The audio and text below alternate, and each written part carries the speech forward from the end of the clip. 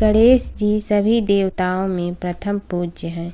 उन्हें शुभता का प्रतीक माना जाता है। भगवान गणेश भक्तों के विघ्नहर्ता माने जाते हैं। मान्यता है कि विनायक चतुर्थी के दिन गणपति बप्पा की पूजा करने से ज्ञान और ऐश्वर्य की प्राप्ति होती है। हर माह में 2 चतुर्थी तिथि पड़ती है। पहली कृष्ण पक्ष की चतुर्थी जिसे संकष्टी चतुर्थी कहते हैं, दूसरी शुक्ल पक्ष की चतुर्थी जिसे विनायक चतुर्थी के नाम से जाना जाता है। यह दोनों ही चतुर्थी तिथि भगवान गणेश को समर्पित है। विनायक चतुर्थी की पौराणिक कथा। श्री गणेश चतुर्थी व्रत की पौराणिक कथा के अनुसार एक बार भगवान शिव तथा माता पार्वती नर्मदा नदी के किनारे बैठे थे। वहाँ माता पार्वती ने भगवान शिव से समय व्यतीत करने के लिए चौपड़ खेलने को कहा। शिव चौपड़ खेलने के लिए तैयार हो गए, परंतु इस खेल में हार जीत का फैसला कौन करेगा, यह प्रश्न उनके समक्ष उठा तो भगवान शिव ने कुछ तिनके एकत्रित कर उसका एक पुतला बनाकर उसकी प्राण प्रतिष्ठा कर दी और पुतले से कहा, बेटा, हम चौपड़ खेलना चाहता हूँ, परंतु हमारी हार जीत का फैसला करने वाला कोई नहीं है, इसलिए तुम बताना कि हम दोनों में से कौन हारा और कौन जीता। उसके बाद भगवान शिव और माता पार्वती का चौपड़ खेलना शुरू हो गया। यह खेल 3 बार खेला गया और संयोग से तीनों बार माता पार्वती ही जीत गईं। खेल समाप्त होने के बाद बालक से हार जीत का फैसला करने के लिए कहा गया तो उस बालक ने महादेव को विजयी बताया। यह सुनकर माता पार्वती क्रोधित हो गई और क्रोध में उन्होंने बालक को लंगड़ा होने कीचड़ में पड़े रहने का श्राप दे दिया। बालक ने माता पार्वती से माफ़ी मांगी और कहा कि यह मुझसे अज्ञानतावश ऐसा हुआ है, मैंने किसी द्वेष भाव में ऐसा नहीं किया है। बालक द्वारा क्षमा मांगने पर माता ने कहा, यहाँ गणेश पूजन के लिए नाग कन्याएं आएंगी, उनके कहे अनुसार तुम गणेश व्रत करो, ऐसा करने से तुम मुझे प्राप्त करोगे। यह कहकर माता पार्वती शिव के साथ कैलाश पर्वत पर चली गईं। 1 वर्ष के बाद उस स्थान पर नाग कन्याएं आईं। तब नाग कन्याओं से श्री गणेश के व्रत की विधि मालूम करने पर उस बालक ने 21 दिन लगातार गणेश जी का व्रत किया। उसकी श्रद्धा से गणेश जी प्रसन्न हुए। उन्होंने बालक को मनोवांछित फल मांगने के लिए कहा। उस पर उस बालक ने कहा, हे विनायक, मुझ में इतनी शक्ति दीजिए कि मैं अपने पैरों से चलकर अपने माता पिता के साथ कैलाश पर्वत पर पहुंच सकूं और वे यह देख प्रसन्न हों। तब बालक को वरदान देकर श्री गणेश अंतर्ध्यान हो गए। इसके बाद वह बालक कैलाश पर्वत पर पहुंच गया और कैलाश पर्वत पर पहुंचने की अपनी कथा उसने भगवान शिव को सुनाई। चौपड़ वाले दिन से माता पार्वती शिव जी से विमुख हो गई थी, अतः देवी के रुष्ट होने पर भगवान शिव ने भी बालक के बताए अनुसार 21 दिनों तक श्री गणेश का व्रत किया। इस व्रत के प्रभाव से माता पार्वती के मन से भगवान शिव के लिए जो नाराजगी थी वह समाप्त हो गई। तब यह व्रत विधि भगवान शंकर ने माता पार्वती को बताई। यह सुनकर माता पार्वती के मन में भी अपने पुत्र कार्तिकेय से मिलने की इच्छा जागृत हुई। तब माता पार्वती ने भी 21 दिन तक श्री गणेश का व्रत किया तथा दूर्वा फूल और लड्डुओं से गणेश जी का पूजन अर्चन किया। व्रत के 21वें दिन कार्तिकेय स्वयं माता पार्वती जी से आ मिले। उस दिन से श्री गणेश चतुर्थी का यह व्रत समस्त मनोकामनाओं की पूर्ति करने वाला व्रत माना जाता है। इस व्रत को करने से मनुष्य के सारे कष्ट दूर होकर मनुष्य को समस्त दुख सुख सुविधाएं प्राप्त होती हैं।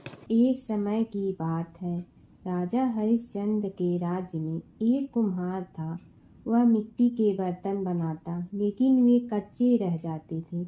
एक पुजारी की सलाह पर उसने इस समस्या को दूर करने के लिए एक छोटे बालक को मिट्टी के बर्तनों के साथ आवा में डाल दिया उस दिन संकष्टी चतुर्थी का दिन था। उस बच्चे की माँ अपने बेटे के लिए परेशान थी। उसने गणेश जी से बेटे की कुशलता की प्रार्थना की। दूसरे दिन जब कुम्हार ने सुबह उठकर देखा तो आवा में उसके बर्तन तो पक गए थे, लेकिन बच्चे का बाल बांका भी नहीं हुआ था। वह डर गया और राजा के दरबार में जाकर सारी घटना बताई। इसके बाद राजा ने उस बच्चे और उसकी माँ को बुलवाया तो माँ ने सभी तरह के विघ्न को दूर करने वाली संकष्टी चतुर्थी का वर्णन किया। इस घटना के बाद से महिलाएं संतान और परिवार के सौभाग्य के लिए संकट चौथ का व्रत करने लगी। प्राचीन काल में एक रति देव नामक प्रतापी राजा हुआ। जिस प्रकार आग तीव्र समूहों को जला डालती है, उसी प्रकार वे अपने शत्रुओं के विनाशक थे। उनकी मित्रता यम, कुबेर, इंद्रादि देवों से थी। उन्हीं के राज्य में धर्मकेतु नामक एक श्रेष्ठ ब्राह्मण रहते थे। उनके 2 स्त्रियां थीं। एक का नाम सुशीला और दूसरी का नाम चंचला था।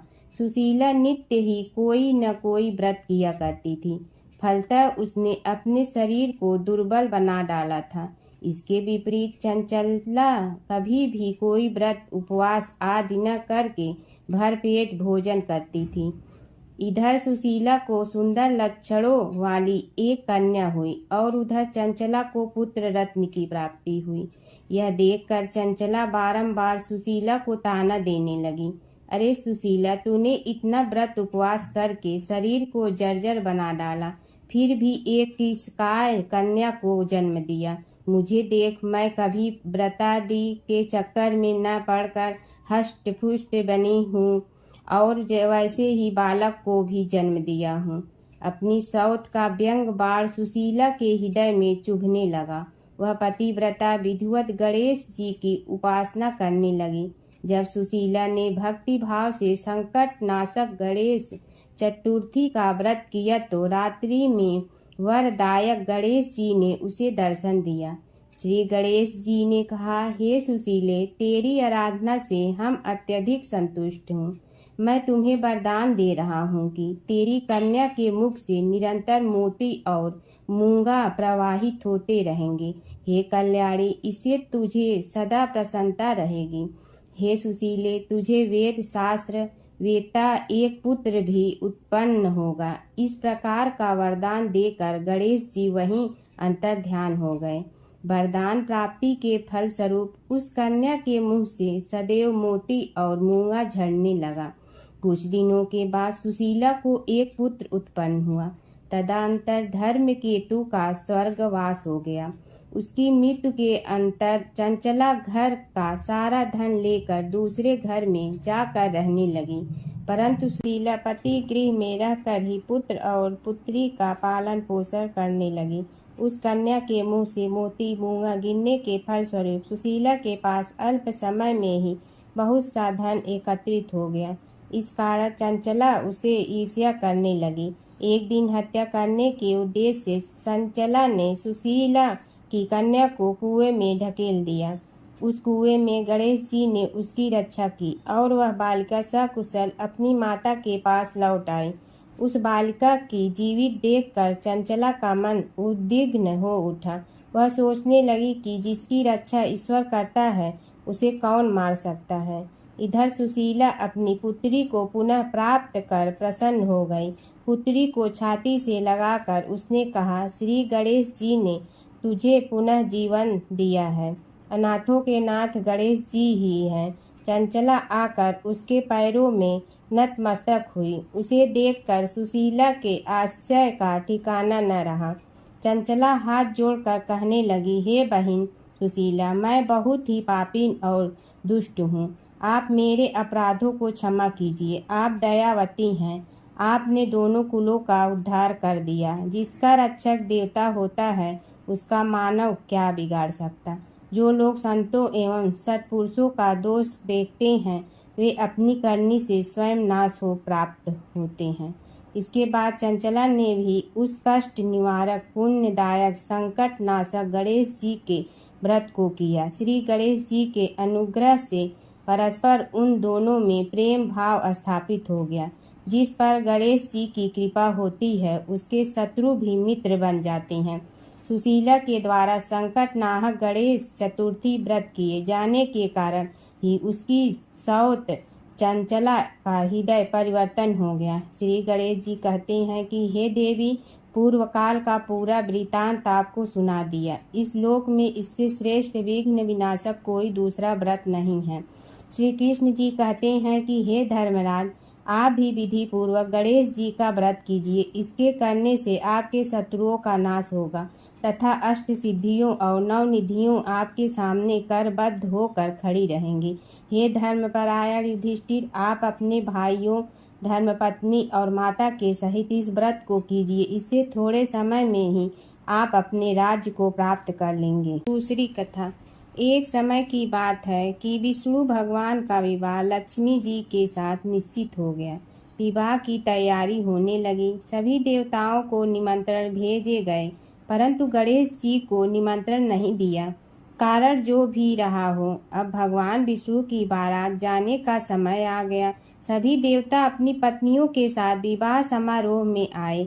उन सब ने देखा कि गणेश जी कहीं दिखाई नहीं दे रहे हैं। तब वे आपस में चर्चा करने लगे कि क्या गणेश जी को कोई न्योता नहीं दिया है या स्वयं गणेश जी ही नहीं आए हैं। सभी को इस बात पर आश्चर्य होने लगा। तभी सब ने विचार किया कि विष्णु भगवान से ही इसका कारण पूछा जाए। विष्णु भगवान से पूछने पर उन्होंने कहा कि हमने गणेश जी के पिता भोलेनाथ महादेव को न्योता भेजा है। यदि गणेश जी अपने पिता के साथ आना चाहते हैं तो आ जाते। अलग से न्योता देने की कोई आवश्यकता भी नहीं थी।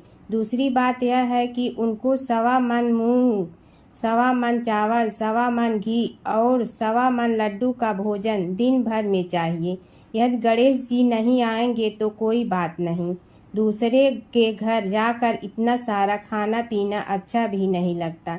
इतनी वार्ता कर ही रहे थे कि किसी एक ने सुझाव दिया, यदि गणेश जी आ भी जाए तो उनके द्वारपाल बनाकर बैठा देंगे कि आप घर की याद रखना।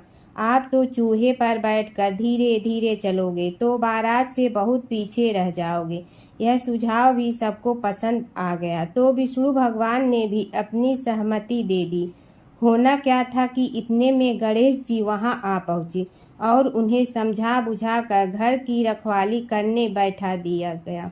बारात चल रही थी, तब नारद जी ने देखा कि गणेश जी तो दरवाजे पर ही बैठे हुए हैं। तो वे गणेश जी के पास गए और रुकने का कारण पूछा। गणेश जी कहने लगे कि विष्णु भगवान ने मेरा बहुत अपमान किया है।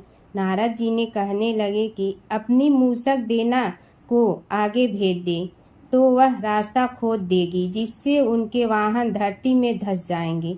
तब आपको सम्मान पूर्वक बुलाना पड़ेगा। अब तो गणेश जी ने अपनी मूसक सेना जल्दी से आगे भेज दी और सेना ने जमीन पोली कर दी। जब बारात वहां से निकली तो रथों के पहिए धरती में धंस गए। लाख कोशिश करे परंतु पहिए नहीं निकले। सभी ने अपने अपने उपाय किए परंतु पहिए तो नहीं निकले, बल्कि जगह जगह से टूट गए। किसी की समझ में नहीं आ रहा था कि अब क्या किया जाए। तब तो नारद जी ने कहा, आप लोगों ने गणेश जी का अपमान करके अच्छा नहीं किया। यदि उन्हें मना कर लाया जाए तो आपका कार्य सिद्ध हो सकता है और यह संकट टल सकता है। शंकर भगवान ने अपने दूत नंदी को भेजा और वे गणेश जी को लेकर आए। गणेश जी का आदर सम्मान के साथ पूजन किया। तब कहीं रथ के पहिए निकले। अब रथ के पहिए निकल के परंतु टूट फूट गए तो उन्हें सुधारे गए। पास के खेत में खाती काम कर रहा था, उसे बुलाया गया। खाती अपना कार्य करने के पहले श्री गणेशाय नमः कहकर गणेश जी की वंदना मन ही मन करने लगा। देखते ही देखते खाती ने सभी पहियों को ठीक कर दिया। तब खाती कहने लगा कि हे देवताओं, आपने सर्वप्रथम गणेश जी को नहीं मनाया होगा और न ही उनकी पूजन की होगी, इसीलिए तो आपके साथ यह संकट आया है। हम तो मूर्ख अज्ञानी हैं, फिर भी पहले गणेश जी को पूजते हैं, उनका ध्यान करते हैं। आप लोग तो देवतागण हैं, फिर भी आप गणेश जी को कैसे भूल गए? अब आप लोग भगवान श्री गणेश जी की जय बोल कर जाएं तो आपके सब काम बन जाएंगे और संकट कट जाएंगे। ऐसा कहते हुए बारात वहां से चल दी और विष्णु भगवान को लक्ष्मी जी के साथ विवाह संपन्न करा के सभी सकुशल घर लौट आए। हे गणेश जी महाराज, आपने विष्णु को जैसे कारज सारियो ऐसे कारज सबको सिद्ध कर जो। बोलो गजानन भगवान की जय।